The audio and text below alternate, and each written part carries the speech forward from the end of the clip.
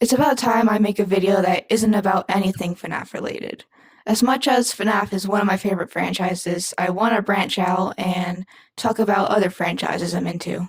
Pacific Rim is buried under other monster franchises like Godzilla when it comes to mainstream popularity, so I want to share my interests with my little creature army. So today, we're going to talk about Pacific Rim Breach Wars. Pacific Rim Breach Wars is, or was, the mobile game developed by Legendary Pictures and Kung Fu Factory on March 23, 2018. The game was later bought out by Sandsoft Games sometime around June 24, 2022. A company called Fifth Journey is also involved, but I don't know what they did. The original purpose of the game's creation was to promote Pacific Rim Uprising when it came out. Unfortunately, as of writing this script, the game was shut down for good on January or February of 2023. But why did this happen? We're going to look at the history of this game and the events that led up to its death. We're also going to dive into the fun features of the game itself that made me love it so much, and hopefully others too. So let's get into it. There aren't many sources that delve into the history of the game, so I'll be using the official Breach Wars Facebook page to report on all the important events, along with my own experiences playing the game. There's obviously a lot of glitches and bugs that happen in the almost 5 years the game has been around, so I can't talk about every update in detail without making this video a year long.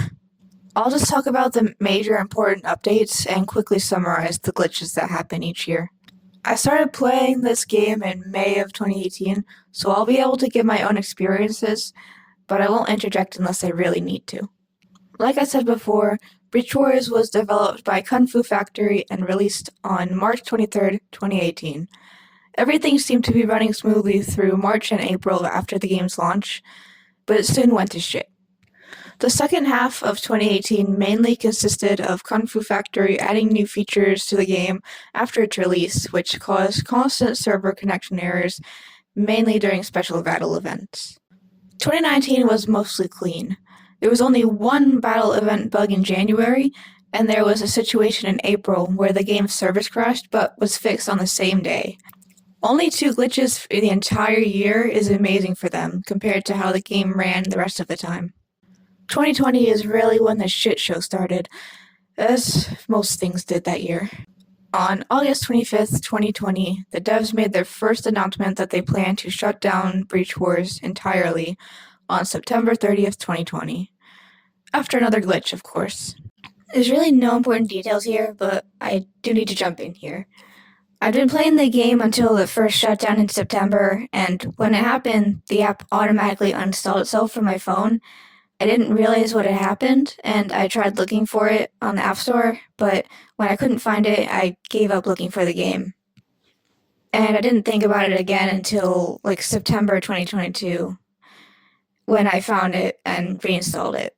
So that means I don't have any personal experiences to help me throughout 2021, so I'll probably miss some stuff, and I'm sorry.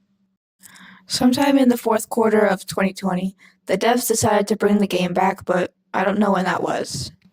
The next update posted by the Facebook page was on January 29th, 2021, saying that the game was scheduled to be shut down again on February 5th, 2021. But this time they said the shutdown was probably going to be temporary and they might update the game later on, which is what ended up happening, if that wasn't obvious. Actually, there's a reason for the game's temporary shutdown this time. In the intro section, I mentioned Kung Fu Factory sold the game off to Sandsoft Games around June 24th, 2022.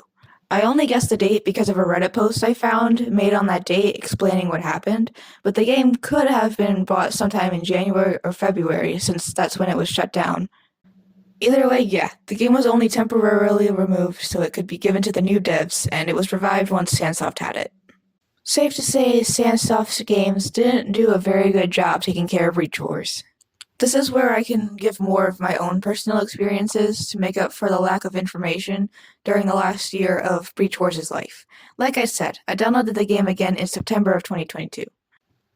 The servers could barely handle the thousands of American players alone, but for some reason Sandsoft made the game accessible to 8 whole other fucking countries. June 23rd, 2022. Caused the servers to have a fucking seizure. Just trying to open the game alone took a whole century, because it would give you like 50 connection errors in a row. If you did manage to open the game, trying to play it at all would either cause the game to load for another century, or give you more connection errors till you were forced to restart the game anyway. Sandsoft completely neglected the game, and didn't bother upgrading to better servers until December of 2022, which was fucking pointless because they were already planning on shutting down the game at that point. On December 12th, 2022, the Facebook page made their last post as of writing the script, saying that the game was shutting down for the final time on January 31st, 2023. The devs updated the game with one last battle event to finish off with, and the event caused the game to remain active until February 5th of 2023, if I remember right. After the event ended, I went to try opening the app the next day, and it left me with a permanent connection error at 14% loaded. Rest in peace, Pacific Rim Breach Wars. Now that we've gone through the lifespan of Breach Wars, let's talk about the game itself. There's a lot of cool features that made the game so great to go over. I'll use some gameplay footage I found on YouTube since I don't have any recordings of my own. You play as the many Jaegers you can collect as you progress through the game. You get the Jaegers by collecting JTech shards through the levels and battle events. People started asking for an update that allowed you to play as the kaijus too, and Sandsoft responded to it, but they never followed through with that, sadly. The roster of characters includes the more popular Jaegers and kaijus from both movies, along with Jaegers and kaijus exclusive to the game, which I'll get into a little later. The main function of the game is the single-player campaign mode.